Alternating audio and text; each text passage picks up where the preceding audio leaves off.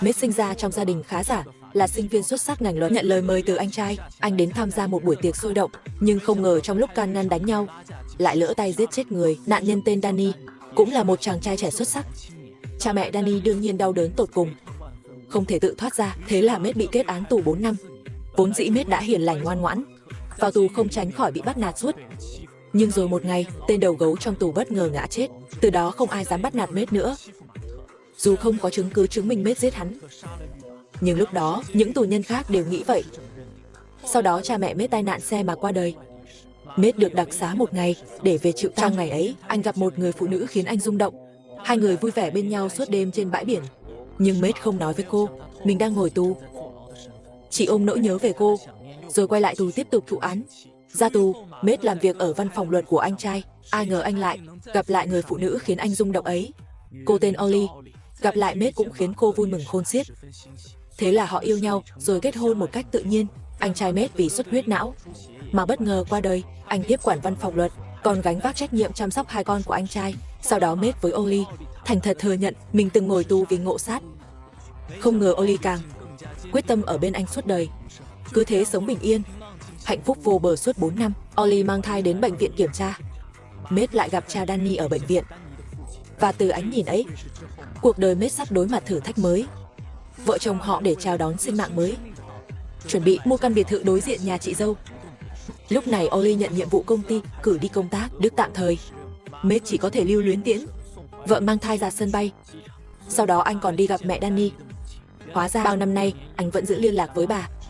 Anh dùng giọng Danny chat với bà, có lẽ để an ủi người mẹ mất con, cũng để giảm bớt nỗi day dứt vì lỡ tay giết người. Đang họp, Mết nhận tin nhắn từ vợ. Nội dung bất ngờ là ảnh tự sướng của một gã đàn ông điện thoại vợ. Mết hỏi gã trong ảnh là ai, nhưng vợ không rep, gọi điện cũng không liên lạc được. Thế là anh xin công ty Ollie số điện thoại khách sạn họ thường ở khi công tác, mà khách sạn trả lời Ollie không có thông tin check-in. Khi Mết đang dần lo lắng, anh lại nhận video từ vợ. Người quay cho thấy đủ loại đồ cá nhân của Ollie, còn có Ollie đang ngủ say và số phòng khách sạn. Thậm chí quay cả đoạn khỏa thân của chính mình. Mết gọi lại lần nữa, gã đàn ông bắt máy. Hắn bảo Ollie giờ không tiện nghe, còn bảo nắm giữ bí mật sâu nhất của anh. Cúp máy rồi, Mết đứng ngẩn ngơ giữa phố. Anh không biết vợ phản bội mình hay bị bắt cóc. Bên đường, một chiếc xe xám thu hút sự chú ý của Mết. Anh biết xe này đã bám theo anh mấy con phố. Lúc này xe nổ máy, lao vút về phía Mết. Từ trên xe bước xuống một gã hói. Hắn chĩa súng vào đầu Mết, nhưng GI sau.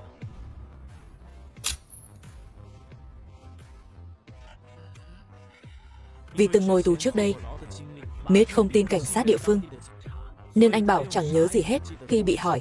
Nhưng anh gọi bạn thân làm thám tử tư tên Joey đến giúp điều tra tiếp, giúp anh tiếp tục điều tra. Và tối hôm đó, Mết lại nhận cuộc gọi từ chính vợ. Ollie bảo đang họp suốt, bận đến quay cuồng, còn bảo chẳng biết gì về những tin nhắn Mết nhận được. Nhưng khi Mết bảo bay sang tìm cô, lại bị từ chối rồi vội vã cúp máy. Lát sau, Joey đến tìm Mết, cho anh xem kết quả điều tra. Chiếc xe lao vào Mết là do gã trong video thuê ở sân bay. Gã đó tên Mèo, là tay chuyên nhận tiền làm việc cho người ta, có thể từng ngồi tù cùng trại với Mết. Nhưng Mết bảo mình chẳng có ấn tượng gì với hắn. Nửa đêm, Mết nhận điện thoại từ mẹ Danny làm ở ngân hàng. Bà tra được thẻ tín dụng Ollie thanh toán một hóa đơn. Theo thời gian thì là sau khi Mết tiễn cô ra sân bay. Tiền xe không đắt, sau đó cũng không có chi tiêu khác. Nghĩa là Ollie có lẽ vẫn còn trong thành phố, nhưng cô từng rút 5 vạn euro ở quầy. Đó là toàn bộ tích góp của vợ chồng họ. Mết càng lúc càng không hiểu ý đồ vợ, rốt cuộc bị ép buộc hay thật lòng phản bội. Sáng hôm sau, Mết nhận điện thoại từ Mèo. Anh vội hỏi tung tích vợ. Nhưng lúc này Mèo đang lái xe dừng trước cửa nhà Mết. Hắn mời Mết với người sắp bấm chuông phải giữ kín miệng, nếu không sẽ cắt lưỡi Ollie. Chưa kịp hỏi thêm, chuông cửa thật sự vang lên. Mết nhớ lời đe dọa của Mèo nên ra hiệu chị dâu đừng lên tiếng, đừng mở cửa, chuông dừng rồi. Một tấm cắt từ khe cửa nhét vào. Mết nhìn cắt, do dự lát rồi vẫn mở cửa. Khi Kim còn nhỏ, bất ngờ chứng kiến bố cảnh sát tự sát bằng súng. Mẹ sau đó lập gia đình mới. Cô bé Kim bị gửi vào trường nội trú công giáo. Thực ra lúc nhỏ Kim cô đơn và giận dữ, là học sinh cứng đầu nhất, khiến Sơ già đau đầu. Nhưng cô vẫn lớn lên trở thành một nữ cảnh sát xuất sắc. Mong muốn mạnh mẽ đã giúp Kim thi đỗ cảnh sát. Chỉ vài năm đã thành thám tử trẻ nhất cục điều tra án mạng. Quay lại trường công giáo thời thơ ấu, là vì ở đây có một Sơ nhảy lầu tự sát. Hiệu trưởng yêu cầu cảnh sát gửi cựu học sinh Kim đến điều tra. Vì trong lòng ông, Kim là đứa trẻ đáng tin nhất. Sơ xấu số tên Mary. Kim tìm thấy nửa tấm ảnh trong phòng Sơ. Mặt sau viết 3 chữ tha thứ cho tôi, nhưng không ai biết người phụ nữ trong ảnh là ai. Qua giám định chữ viết, chữ sau ảnh do chính Sơ viết. Nhưng tên Mary của Sơ là giả. Mary tra trong hệ thống, không khớp thông tin Sơ. Hơn nữa Sơ không có tài khoản mạng xã hội, thậm chí chưa từng dùng di động. Một học sinh kể với Kim tối Sơ tự sát. Hành lang có tiếng bước chân phụ nữ, nhưng trời tối quá, không nhìn rõ mặt người đó. Pháp y báo cáo tình trạng nạn nhân với Kim. Mọi chứng cứ hiện có đều chứng minh Sơ chết vì va chạm khi rơi, không bị đánh đập hay đầu độc. Đáng chú ý là nạn nhân xăm 3 chữ Hannibal to đùng trên người. Sơ mà xăm thế này, quả thật rất bất thường. Mà còn lạ hơn nữa là từ cơ thể Sơ mổ ra 2 khối silicon lớn. Chỉ có thể nói Sơ này không đơn giản. Theo số hiệu trên silicon, Kim đến thăm bệnh viện phẫu thuật thẩm mỹ. Cô chỉ muốn hỏi danh tính thật của nạn nhân, nhưng viện trưởng từ chối tiết lộ vì không có lệnh tòa. Bất kỳ thông tin nào, Kim đành tìm sếp, yêu cầu quyền điều tra thêm. Nhưng sếp bảo ông nhận chỉ thị từ cấp cao hơn, yêu cầu chỉ tập trung vào cái chết, đừng quan tâm danh tính thật của nạn nhân. Kim đành quay lại phòng Sơ tìm manh mối. Lần này cô tìm thấy tờ giấy vo viên trong bồn cầu, còn có vết ghế đè trên thảm giữa phòng. Thấy vỏ gối và ga giường không khớp bộ, nên phát hiện phòng mất một vỏ gối. Cô lập tức gọi pháp y, yêu cầu kiểm tra lại mặt nạn nhân. Chỉ cần tra miệng hay cổ họng có sợi vải từ vỏ gối là có thể xác định đây là án mạng, chứ không phải tự sát. Lúc này nhóm điều tra đặc biệt cấp cao hơn cũng tham gia vụ án. Quyền hạn của họ hẳn lớn hơn. Kim tìm hiệu trưởng, muốn biết thêm thông tin nạn nhân, còn đưa lịch sử cuộc gọi ở trường của nạn nhân cho ông. Hy vọng ông có thể kiểm tra những số nào không liên quan đến trường. Sau đó số điện thoại trên giấy vo được khôi phục. Chủ số là một gã trai đều, nhưng hắn không phải hung thủ giết Sơ. Tối hôm đó hắn gặp Sơ ở quán bar, rồi cùng chơi bời vui vẻ. Gã đưa Sơ về, muốn giữ liên lạc nên viết số để lại cho Sơ, nhưng hắn thậm chí chẳng biết tên Sơ. Báo cáo kiểm tra lần 2 của pháp y cũng ra, đường hô hấp Sơ quả có sợi cotton. Chắc chắn có người dùng gối úp chết Sơ. Camera giám sát cũng chứng MINH gã trai đều không nói dối. Hắn thả Sơ gần trường, rồi quay đầu đi, mà trong video lại xuất hiện bóng dáng gã đàn ông khác. Gã này đi vào từ cổng nhỏ trường, mà hắn xuất hiện đúng sau thời điểm Sơ chết. Nhưng hắn chắc bị cảnh chết của Sơ dọa sợ, vừa ra đã nôn thốc nôn tháo vào thùng rác. Mà hành động này lại để lại manh mối cho cảnh sát truy vết. Hắn tháo găng tay, vịn vào chiếc xe chắc chắn, để lại dấu vân tay. Thế là Kim lập tức dẫn người tìm chiếc xe ấy, thuận lợi lấy được vân tay đầy đủ. Cùng lúc hiệu trưởng gọi lại, ông tìm trong lịch sử cuộc gọi ra một số máy bàn 2 ngày trước khi chết từng gọi số này hơn 6 phút. Xác nhận chủ số máy bàn, Kim lập tức lái xe đến, mà chỗ cô đến chính là trước cửa nhà chị dâu Mết. Cô bấm chuông, không ai đáp liền nhét cát chuẩn bị đi. Tuy nhiên lúc này Mết lại mở cửa. Kim theo một số máy bàn Sơ từng liên lạc mà đến đây, nhưng Mết và chị dâu đều bảo chẳng biết gì. Ngày gọi hôm ấy, người giúp việc và chị dâu đều không nhà, chỉ có Mết và lũ trẻ. Thế là Kim bắt đầu nghi ngờ Mết nhiều hơn. Mèo theo dõi ngoài cửa thấy Kim đi, lập tức gọi Mết, xác nhận anh có giữ miệng không. Mết vội hỏi tung tích vợ. Mèo thì bỏ đi mất, còn bảo anh đừng liên lạc Oli nữa. Mết lo quá đuổi theo luôn, nhưng chỉ hít khói xe đối phương, đứng ngẩn giữa đường. Hành động lạ lùng của anh cũng thu hút hàng xóm xung quanh. Một hàng xóm trong số đó còn tự ý tra xe Mết đuổi theo, mang báo cáo điều tra đến tìm Kim.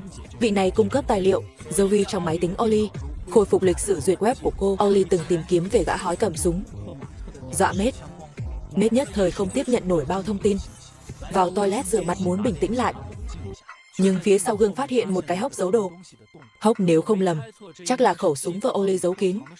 Vậy trên người vợ rốt cuộc giấu chuyện gì đây? Kim tiếp tục điều tra. Mết vất vả lấy được vân tay của anh, nhưng so sánh lại không khớp với vân tay hung thủ trên xe khi điều tra rơi vào bế tắc. Nhận được một tin nhắn, cảnh sát quốc tế gửi báo cáo bảo tìm được chủ vân tay hung thủ, chính là gã hói cầm súng dọa Matt. Cùng lúc ấy, Zoe trong đống camera giám sát phát hiện hành tung gã hói và Mel. Cô lập tức liên lạc Matt, chuẩn bị đến cứu Oli bị giam. Matt xác nhận số phòng rồi một mình lên lầu. Cùng lúc, Zoe dưới lầu giữ liên lạc điện thoại. Nghe động tĩnh, Matt vừa vào phòng đã bị Mel đánh túi bụi. Oli nghe tiếng chạy ra ngăn. Mel thấy sự việc bại lộ, gọi điện hỏi chỉ thị tiếp theo, rồi vội vã chạy ra ngoài. Sau đó Matt cố gắng đứng dậy đuổi theo. Zoe dưới lầu nghe trên có xung đột, xông vào khách sạn, nhưng khi tìm đến phòng mục tiêu, chỉ thấy Oli. Hai người tìm thấy Matt bị thương nặng nằm ven đường, liền vội gọi cấp cứu. Có vẻ anh không đuổi kịp Mel. Tuy nhiên bên kia cảnh sát Kim vừa nhận thông báo tìm thấy gã hói, dẫn đến hiện trường lại chỉ thấy thi thể hắn. Manh mối vụ Sơ nhảy lầu lại đứt, mà Mel cũng chết trong đường hầm. Hắn chạy qua khi bỏ trốn, khẩu súng giết hắn, còn cố ý bị bỏ lại hiện trường. Kim dưới khách sạn thấy xe Zoe, lục soát trong xe, phát hiện tài liệu điều tra về Mel và gã hói. Cô lập tức gọi đồng nghiệp ở bệnh viện, vì hiện tại mọi chứng cứ đều chỉ hướng Matt là nghi phạm lớn. Họ phải khống chế vợ chồng Matt ở bệnh viện. Mà Matt lúc này cũng muốn nghe kỹ lời giải thích của vợ. TV đưa tin cái chết của Mel và gã hói. Oli thấy tình hình, đề nghị phải mau rời bệnh viện. Thế là hai người trốn vào thùng chở ga giường, lặng lẽ rời đi. Nhóm đặc nhiệm gã chú ở chỗ hiệu trưởng lấy được chìa khóa, đây là thứ Sơ giao ông giữ hộ để cứu mạng. Sau đó họ để sếp tìm Kim, đề xuất hợp tác điều tra. Còn danh tính thật của Sơ dần hé lộ. Sơ thật tên em, mười mấy năm trước ở một quán bar làm phục vụ, Mel là bảo vệ ở đó. Sau, Sơ thành bạn gái ông chủ quán Hannibal. Nhưng ngoài phục vụ nhảy múa, Hannibal còn làm một việc khác. Hắn cung cấp cho giới quyền quý địa phương đặc biệt. Mọi khách đều chỉ dùng số hiệu để giấu danh tính, nhưng hắn còn bí mật quay video khách để tống tiền thêm. Trưởng nhóm chú lúc ấy làm nội gián, tham gia việc làm ăn của Hannibal. Ông từng cố thuyết phục Sơ làm nội ứng, giúp ông thu thập chứng cứ. Nhưng sau khi một phụ nữ bị hại, Sơ và Hannibal đều mất tích kỳ lạ. Chú nghĩ họ mang chứng cứ trốn đi, nên vụ án đến nay vẫn chưa phá được. Những video quay lén quyền quý như quả bom vô hình, nếu lộ ra sẽ trực tiếp gây chấn động kinh tế Tây Ban Nha. Họ sắp xếp tài liệu vụ án, thấy vợ chồng Matt đều liên quan. Ưu tiên hiện giờ là mau tìm tung tích họ. Bên kia Matt còn đang ngẩn ngơ, cuối cùng có thể nghe kỹ sự thật từ miệng vợ. Sơ ở cô nhi viện nhận bưu thiếp từ họ hàng xa, gửi từ Tây Ban Nha. Cô trốn ra ngoài, mang hy vọng tìm đến địa chỉ trên bưu thiếp. Không ngờ từ đó bước vào vực thẳm. Địa chỉ họ hàng xa đã dọn đi từ lâu. Sơ không tiền không giấy tờ, chỉ có thể làm ăn xin. Lang thang 2 năm sau bị bắt vào đồn. Cô nghĩ mình sắp bị trục xuất về Mexico. Một gã tên Hannibal xuất hiện, chụp cô ra. Hắn cho Sơ ăn no, còn làm hộ chiếu cho cô, nhưng cô phải làm việc cho hắn, kiếm đủ tiền chuộc mới được đi. Sa chỉ có thể bị ép làm nghề bán thân. Chị Kimi có hoàn cảnh tương tự, trở thành người duy nhất cô tin tưởng. Kimi dạy cô thích nghi quy tắc ở đây. Sống sót tốt là tia sáng trong cuộc đời tối tăm của cô. Sau Hannibal phát triển việc làm ăn mới, hắn như chiêu mộ Sa lúc đầu, lại tuyển một đống gái, xem chúng như hàng hóa trưng bày ở đây. Quyền quý đến ủng hộ đều thay tên bằng số hiệu. Sa và chị em chịu trách nhiệm bảo vệ quy tắc việc làm ăn này. Cô gái mặt đầy tinh hoàng cầu cứu họ, vẫn bị kéo không thương tiếc vào container. Xong việc cô chạy ra đầy thương tích. Một chị nhìn không nổi, muốn vào lý lẽ với khách. NHNG con thú trong container biến chị thành cái xác quấn đơn giản rồi vứt xuống biển. Mất một chị em khiến mọi người rất bất mãn với Hannibal. Chị Kimi dẫn đầu muốn dùng đình công để phản kháng hắn. Kết quả bị đánh một trận, vẫn phải tiếp tục làm. Sau Kimi và Sơ chuẩn bị trộm tiền tiết kiệm rời khỏi đây, nhưng mọi thứ bị con mắt Hannibal cài cắm. Là chị Trà Xanh phát hiện, hắn tìm ra, để tay chân mèo đánh chúng một trận. Bạn gái Hannibal là em nhìn chúng, cũng rất xót xa, nghĩ Trà Xanh gần đây nhảy nhót rất kiêu ngạo. Cô cảm thấy vị trí bạn gái mình sớm muộn cũng mất, nên quyết định cùng chị em chúng lập mưu tính kế, rời khỏi đây, tìm đường ra mới cho mình. Cô biết, gần đây Hannibal bắt đầu việc tống tiền. Những quyền quý, mọi thứ trong container đều bị quay lại, mà trong đó video số 27 giết chị em chúng. Quan trọng nhất, băng ghi hình ở trong két sắt, mật mã em cũng biết. Chúng định trộm băng ghi hình, dùng để đổi tự do với Hannibal. Kế hoạch ban đầu tiến hành rất suôn sẻ. Em thành công lấy được băng số 27. Nhưng khi Hannibal phát hiện, hắn lại nghĩ kẻ trộm là Trà Xanh đứng sau. Trà Xanh chưa kịp giải thích, đã bị hắn đánh chết tươi. Lúc này em và Sir cầm băng ghi hình xông vào đe dọa hắn. Hannibal giả vờ lấy tiền lại rút súng ra. Sir trúng đạn vào bụng. Mắt thấy em sắp bị hắn bóp chết, cuối cùng lấy dũng khí bắn vài phát, giết chết ác ma Hannibal. Ai cũng không ngờ sự việc phát triển thế này. Em ép mình bình tĩnh mau nghĩ ra cách. Cô để Sa mặc đồ Trà Xanh, còn nhét hộ chiếu Sa vào túi Trà Xanh. Sắc mặt nát bét trên sàn, đã không phân biệt nổi thật giả. Hai người mang hết băng ghi hình rời đi, vứt xác Hannibal xuống biển, để lại ảo tưởng Sa đã chết. Hannibal và em bỏ trốn, nhưng chúng phải bỏ lại Kimmy. Em để lại tin nhắn cho Kimmy, để chị nghĩ Sa đã chết, nên rất đau lòng. Sau hai người trốn đến trường Công giáo, cầu xin hiệu trưởng che chở. Hiệu trưởng làm hộ chiếu mới cho chúng, còn chữa vết thương súng cho Sa. Chúng gửi băng ghi hình vào cách ngân hàng. Mỗi người giữ một chìa phải cùng mở mới được. Từ đó em biến thành Sir Mary, sống ở trường Công giáo, còn Sa thì dùng tên Ollie yêu và cưới Matt. Hai người hẹn thứ hai hàng tuần gặp ở vườn thú. Bao năm không đứt liên lạc, nhưng cuộc gọi ngày ấy phá vỡ cuộc sống chúng cố gắng tranh thủ. Hóa ra Ollie từng lỡ mang thai, sinh con gái. Chị em giúp cô gửi con đi, cho con một gia đình hoàn chỉnh. Mà ngày ấy nhận cuộc gọi từ người tự xưng cha nuôi con gái, bảo con gái bị bệnh nặng, cần gấp 5 vạn euro cứu mạng. Ollie cứu con sốt ruột không nghĩ nhiều, liền đồng ý. Nhưng khi đến chỗ hẹn gặp, chờ cô lại là Mel và gã hói. Chúng còn bỏ thuốc Ollie để cô ngủ mê man trong khách sạn. Điều này cũng giải thích tại sao tin nhắn Matt nhận. Ollie hoàn toàn không hay biết. Đến khi Matt xông vào khách sạn cứu Ollie, cô cũng không biết. Sir Mary để không lộ địa chỉ cô, đã chọn nhảy từ bệ cửa sổ gặp Chúa. Ollie vẫn nghĩ chuyện con gái bệnh là thật. Dù cảnh sát đã đến bao vây vợ chồng, cô vẫn nhất định phải theo hẹn. Đến Marseille một chuyến, chúng nghĩ mục tiêu cảnh sát là Matt, liền để Ollie đầu hàng ra trước. Sau Matt có thể thừa loạn lẻn đi. Nhưng chúng không biết lão đặc nhiệm chính là biến thái số 27 trong video. Ông tham gia vụ án chính là nhắm vào Ollie. Lão dẫn Ollie về nhà, thẳng thừng đưa yêu cầu. Ông biết danh tính thật của Ollie, chỉ cần cô giao video là được tự do.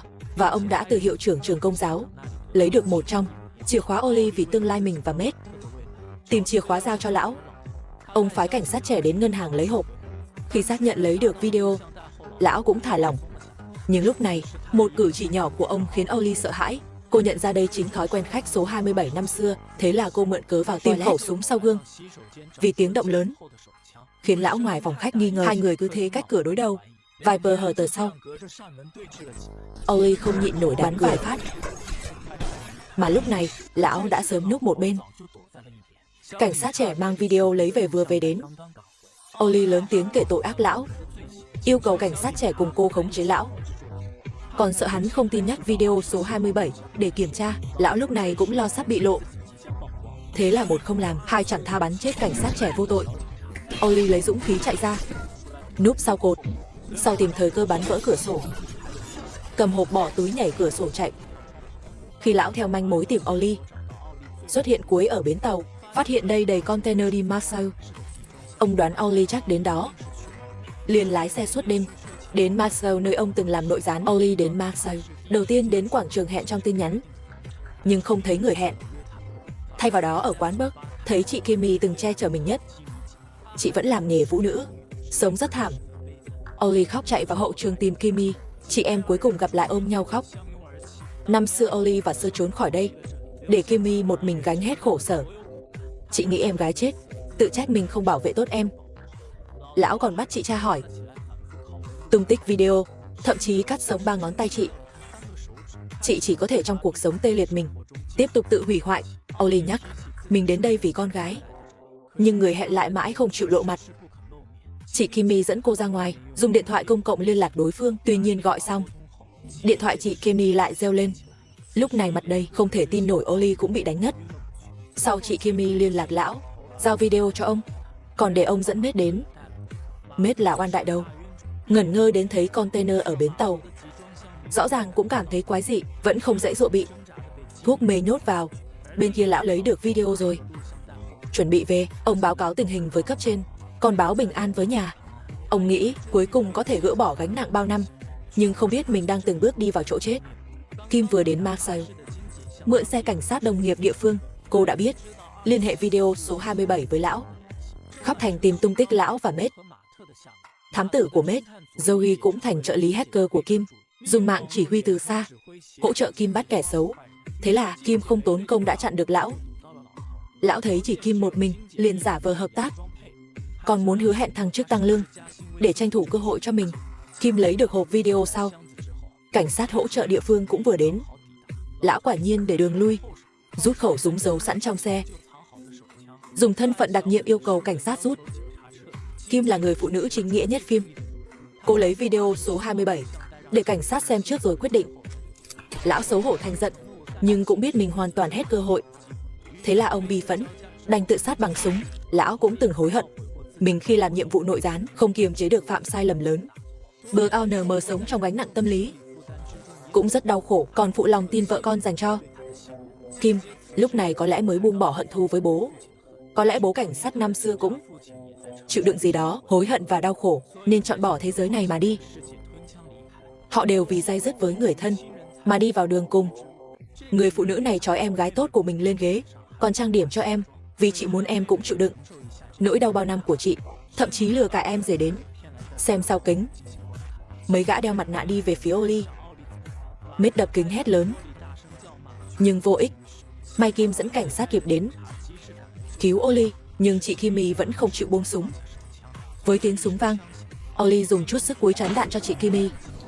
Chị Kimi không tin nổi, nhìn Oli ngã xuống đất, cuối cùng đánh thức tình yêu mềm mại nhất đáy lòng chị dành cho em. Sau chị Kimi khai hết với cảnh sát. Mèo và gã hói đều do chị sắp xếp, nhưng chị chỉ yêu cầu hai người lừa Oli đến Marseille, mà cái chết của chúng không liên quan đến chị. Chuyện con gái Oli là Kimi không nói dối, con bé khỏe mạnh không bệnh. Chị Kimi giao địa chỉ con gái Oli cho cô. Chị em yêu ghét lẫn lộn, cuối cùng đều được cứu rỗi, nhưng mèo và gã hói rốt cuộc bị ai giết. Đến giờ nhân vật xuất hiện, chỉ còn cha Danny chưa lộ thân phận. Cảnh sát cuối cùng khôi phục bên thi thể mèo, vân tay tàn khuyết trên súng. Qua so sánh hệ thống, phát hiện vân tay bất ngờ thuộc về Mết. Kim yêu cầu Mết theo cô về điều tra, còn hứa nhất định cho anh đối xử công bằng nhất. Vì việc này, Kim sớm nhìn ra mèo mỡ trong đó. Cô cũng nghĩ chắc chắn có người cố ý vu oan Mết. Mết thay đồ nhận điện Joey. Cô tra được cha Danny mua chuộc bạn tù Mết khi Mết bị truy nã, nói với truyền thông Mết ở tù còn giết người. Thế là anh bất chấp Kim và cảnh sát chờ ngoài cửa, mình lén nhảy cửa sổ trốn. Anh muốn tự chứng minh trong sạch. Mết cầm súng đến nhà cha mẹ Danny. Năm xưa anh lỡ tay giết Danny, sau thành bạn vong niên với mẹ Danny an ủi lẫn nhau, nhưng cha Danny vẫn không chịu tha thứ Mết. Ông từng mua chuộc đầu gấu trong tù ra tay sát hại Mết. Kết quả sát thủ bất ngờ ngã chết. Ông nhìn Mết ra tù bắt đầu lại cuộc sống, lòng đầy không cam và phẫn nộ. Lần ở bệnh viện ấy thấy Mết dẫn vợ đến kiểm tra. Sau ông hỏi bác sĩ chủ trị, liền biết Oli từng sinh con. Ông nghĩ tìm được cơ hội báo thù Mết, liền lén theo dõi Oli một thời gian, nên phát hiện bí mật của họ. Sau khi Sơ nhảy lầu, cha Danny tìm gã hói đề xuất hợp tác. Cũng từ miệng hai người biết quá khứ Oli với Sơ. Ông nghĩ báo thù tốt nhất với đàn ông là hủy tình yêu anh ta, cướp tiền bạc anh ta, cuối cùng còn để anh ta mất tự do bước vào vực thẳm. Cha Danny lập kế hoạch hết thảy, vô hình chung liên thủ với chị Kimi, suýt hủy cặp vợ chồng. Nhưng mèo hai người trên báo thấy tin Mết, chúng tham lam vô độ, muốn tống tiền cha Danny một khoản lớn. Thế là trong tranh cãi với gã hói, lỡ tay bắn chết hắn. Nếu lần này lỡ tay tính bất ngờ, thì lần mèo không đơn giản thế. Chính lúc cha Danny vì lỡ tay giết người mà đau khổ, ông nhận điện mèo. Lúc ấy hắn ở khách sạn, vì Mết đột ngột xuất hiện mà luống cuống tay chân. Cha Danny hẹn hắn đến đường hầm gần khách sạn. Ông còn cố ý tìm xe Mết, trộm vân tay, rồi vội đến gặp hắn. Lần này ông chuẩn bị đầy đủ, một phát nổ đầu mèo, rồi dùng vân tay trộm được dán lên súng. Nghe đến đây không chỉ Mết ngẩn ngơ, mẹ Danny cũng phải lại nhìn nhận chồng mình. Lúc này cảnh sát đã bao vây nơi đây. Cha Danny còn dùng lời lẽ cố chọc giận Mết. Cuối cùng là mẹ Danny dùng bao dung vô tư cảm hóa Mết, buông súng. Bà cầm tay Mết ra khỏi nhà. Cha Danny cũng bình tĩnh chấp nhận hết thảy. Đây là câu chuyện do bao bất ngờ tạo thành. mỗi người vì tính cách và số phận khác nhau, khiến sự việc phát triển ly kỳ bất ngờ, nhưng lại hợp tình hợp lý. Trò chơi cuộc đời rốt cuộc có thể reset không? Ngoài cần dũng khí và trí tuệ, bao dung và tha thứ cũng là yếu tố không thể thiếu. Quá khứ không chịu nổi nhìn lại, với phần đời sau cũng có thể không liên quan, nhưng thù hận nhất định chắn bước tiến. Vậy plot twist cuối cùng đến, Maid năm xưa rốt cuộc có giết đầu gấu bắt nạt mình không?